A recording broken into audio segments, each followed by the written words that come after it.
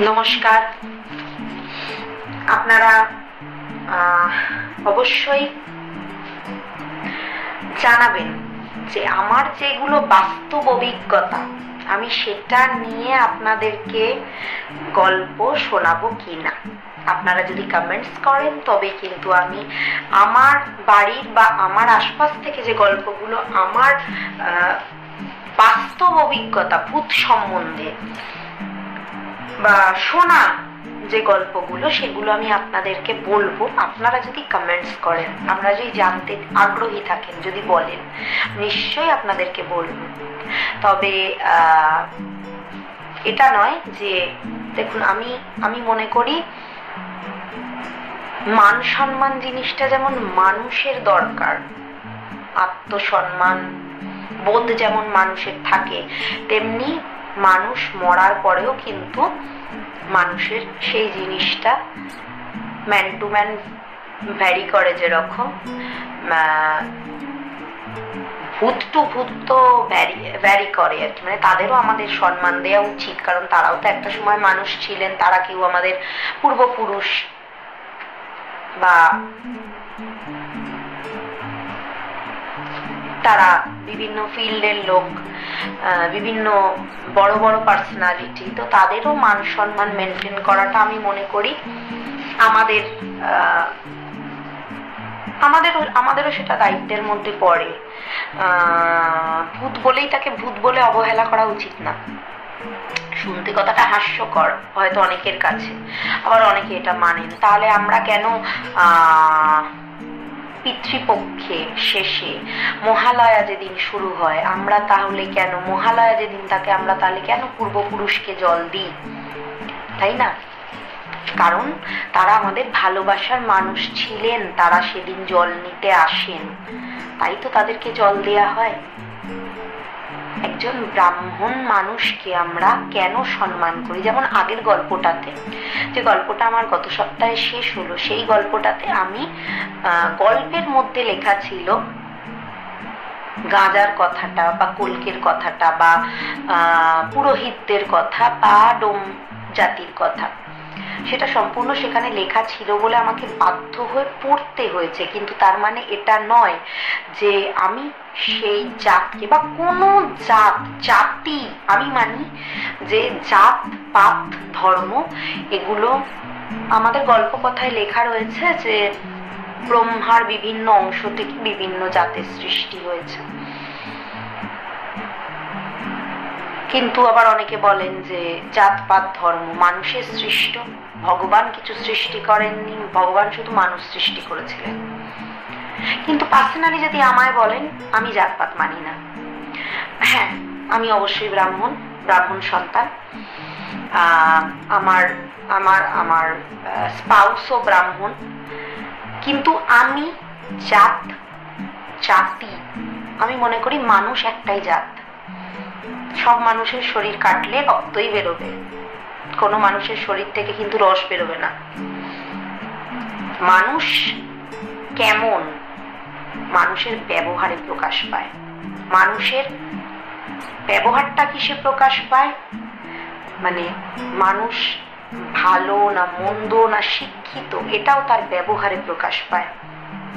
তার ব্যবহার যদি ভালো হয়, তার যদি শিক্ষাগত যোগ্যতা চোথাতে না থাকে, সার্টিফিকেটে না থাকে, তাও সে শিক্ষিত, প্রপার শিক্ষিত। এই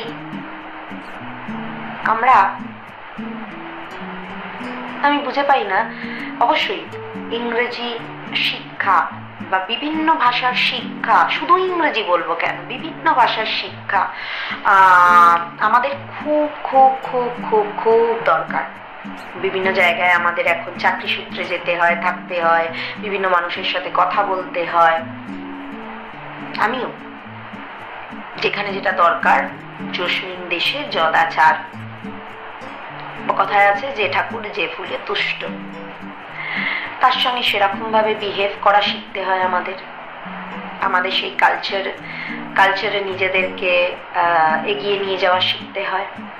আমাদের সেই কালচারটাকে অ্যাডাপ্ট করতে শিখতে হয়, সেই কালচারে গিয়ে তাদের মতো করে ধরন ধারণ করে তাদের ওয়েতে চলতে হয়, কথা বলতে হয়। কিন্তু আমরা রুটটাকে ভুলে যাই, এই জিনিসটা বড় খারাপ। আমি কিন্তু সবাইকে বলছি না, ব্যতিক্রমী মানুষ আছেনই যারা ভুলে যান, আমি শুধু তাদের কথা বলছি। আমি একজন বাঙালি হিসেবে আমি গর্বিত, ওটা আমার মাতৃভাষা।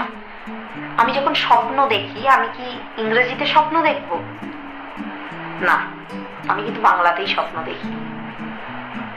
আমি যখন স্বপ্নটা প্রকাশ করি, আপনি দেখবেন কোনো মানুষ ভীষণভাবে কমফোর্টেবল তার নিজের ভাষায় কথা বলার। আমার মা বাঙাল, এই যে একটা বাঙাল ঘটির একটা তার্কিক বিষয় রয়েছে, আমি এটা মানি না। আমার মনে হয় যে জিনিসটা, যেটা ভালো জিনিস সেটাকে অ্যাডাপ্ট করতে হয়, যেটা খারাপ জিনিস সেটা যে জাতেরই হোক খারাপ জিনিস। জাতি জিনিসটা, জাত ভেদ জিনিসটা আমি পছন্দ করি না। জাত এই জাত বলে, এইরকম জাত বলেই সে খারাপ হয় না, মানুষ বিশেষে হয়, আমি এটা মনে করি। আমার মা বাঙাল, খুব সুন্দর রান্না করেন, তার থেকে আমি রান্নাটা অ্যাডপ্ট করেছি। আমার ব্লাড কানেকশনে রয়েছে রান্না, আমার ব্লাড কানেকশনে রয়েছে। আমি কোনোদিন ডিজিটাল প্ল্যাটফর্মে আমার নিজস্ব ব্যাকগ্রাউন্ড সম্বন্ধে কোনো কথা বলি না। হ্যাঁ, ভবিষ্যতে যদি কোনোদিন দরকার পড়ে হয়তো বলবো, যদি দরকার না পড়ে বলবো না। কিন্তু খুব মানে আমি যদি বলি, মানে বিভিন্ন সম্মানীয় ব্যাকগ্রাউন্ড থেকে আমি আসি। মানে আমার ব্যাকগ্রাউন্ডেও অনেকে মানে বড় বড় লেখক ছিলেন, তো হয়তো সেই ব্লাড কানেকশনেই আমার এটা জন্মসূত্রে পাওয়া। কিন্তু আমি চাই না সেই কথাগুলো প্ল্যাটফর্মে বলতে, ডিজিটাল প্ল্যাটফর্মে বলতে। আমি আশা করব যাতে আমাকে বলতে না হয়। আর জেনেটিক ওয়েতে সেটা পেয়েছি, আমার সেইটা বলার জন্যই কথাটা বলা। কিন্তু আমি মানি না, আমি জিনিসটা একদমই মানি না। আমি মনে করি মানুষ মানুষের মতো হয়। আমি এই জাত বলেও খারাপ, এই জাত বলেও ভালো হয় না। ব্রাহ্মণ মানে সে বিরাট উঁচু, এই জাত শূদ্র বা কিছু বলে সে একদম নিচু, আমি একদম মানি না। তো আমি এরকম, আমার মতের সাথে অনেকের মিল থাকে, অনেকের মিল নাই থাকতে পারে, কিন্তু আমি কোনো তর্কে যেতে চাই না। আমার কাছে সব মানুষ সমান, শুধু মানুষটা ভালো হলেই হলো, সৎ হলেই হলো। অসৎ মানুষ থেকে আমি একটু দূরে থাকি, পছন্দ করি দূরে থাকতে। যদি আমি মানে জানি তার ব্যাকগ্রাউন্ড সম্বন্ধে, তাকে চিনি যদি।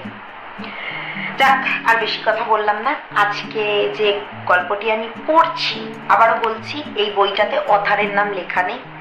এটি একটি ওই ছোটি বই হয় না, আমরা স্টেশন ফেশন থেকে কিনি, ওইখান থেকে কেনা বই। আমার এই গল্পের বইটি দিয়ে আমি শুরু করেছিলাম। ভবিষ্যতে আমি চেষ্টা করব নিজের লেখা গল্প আপনাদেরকে পড়ে শোনাতে। আমার এখনো লেখার সুযোগ হয়ে ওঠেনি। কবিতা আমি লিখি, গান লেখার চেষ্টা করি, কিন্তু প্রপার হইতে পারি না বলে সেগুলো শোনাই না। তো চেষ্টা করি, ভবিষ্যতে গল্প লেখার চেষ্টা করব, কিন্তু এখন পড়ে শোনাচ্ছি। অথারের নাম আমি জানি না, বইতে লেখা নেই, কিন্তু যেভাবে বইতে লেখা আমি সেভাবে পড়ে শোনাচ্ছি। আজকে গল্পের নাম হচ্ছে নরকঙ্কালের সাক্ষাৎ। বড় গল্প পর্বভাগে পড়ব। সম্প্রতি দৈনিক বাংলা সংবাদপত্রে একটি বেশ সাড়া জাগানো খবর প্রকাশিত হয়েছে। খবরটা নিয়ে পাঠক মহলে বেশ হইচই পড়ে গেছে। অবশ্য প্রথম দিকে সব পাঠকই খবরটা তেমন ভাবে পড়েনি, কেননা এখন কারো খবরের কাগজ খুঁটিয়ে পড়ার সময় থাকে না। বাবা, কত কাজ বাড়িতে, বাড়ির বাইরে। যারা পড়ুয়া, পড়ার বই পড়েই তারা দম ফেলার সময় পায় না। যদিও বা পড়ে তবে খেলার খবর। খুব বেশি হলে যাদের একটু উৎসাহ আছে তারা পড়ে সিনেমার পাতাটা, সবসময় নয়। বাড়ির মা, কাকিমা, পিসিমা এরাও পড়েন, তবে সেরকম মনোযোগ দিয়ে নয়। বাবা কাকারাও যে মন দিয়ে খুঁটিয়ে পড়বেন সে সময়ও তাদের নেই। তবে তবে পরের মোটামুটি সব খবরই। কারা? তারা হলেন সরকারি অফিসের ফাঁকিবাজ কর্মচারীর দল আর বাড়িতে বসে থাকা দাদু মশাই। দাদুরা কেন পড়বেন না?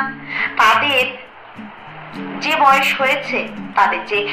হয়েছে একটা কিছু করে তো তাদের সময় কাটাতে হবে। যতটা পারেন বাড়ির টুকটাক কাজ, যেমন দোকান, বাজার, দুদানা, এই পর্যন্ত আর কি। আর বাকি সময়টা তারা খানিক তাদের সমবয়সী বন্ধুদের সঙ্গে কোনো পার্কে বা কোনো জায়গায় বসে আড্ডা দেন। তারপর যেটুকু সময় পান সেই সময়টুকু টিভি দেখে, খবরের কাগজ পড়ে তারা সময় অতিবাহিত করেন। এর বেশি আর কি বা তারা করতে পারেন? বড়জোর নাতি নাতনিদের নিয়ে এদিক ওদিক গিয়ে ঘুরে আসা, তাও আবার পুচকে নাতি নাতনি। আজকে এই পর্যন্তই। শুধু একটা কথা আমি না বলে পারলাম না। যেমন আগের দিন বলেছিলাম যে পুরোহিত বা আমি কাউকেই ছোট করছি না, কোনো জাত আমি মানি না, ঠিক তেমনি দেখুন আজকের গল্পে যিনি অথার তিনি কিন্তু সরকারি অফিসের কর্মীদের সম্বন্ধে একটি কথা বলেছেন। কিন্তু আমি পার্সোনালি বলবো এটাও কিন্তু ম্যান টু ম্যান ভ্যারি করে। প্রত্যেকটা সরকারি কেন বেসরকারি অফিসেও কিন্তু ফাঁকিবাজ লোক। হ্যাঁ, এটা কিন্তু সরকারি অফিসের কর্মীদের ক্ষেত্রে কথাটা খাটে না। কারণ আমার বাবা নিজে একজন সরকারি অফিসের কর্মী ছিলেন। আমি তার স্ট্রাগল দেখেছি, তার ডেডিকেশন দেখেছি কাজের প্রতি। তার কোথায় কাজ করতেন আমি অবশ্যই বলবো না, ভীষণ একটা দায়িত্ববান পোস্টে উনি ছিলেন।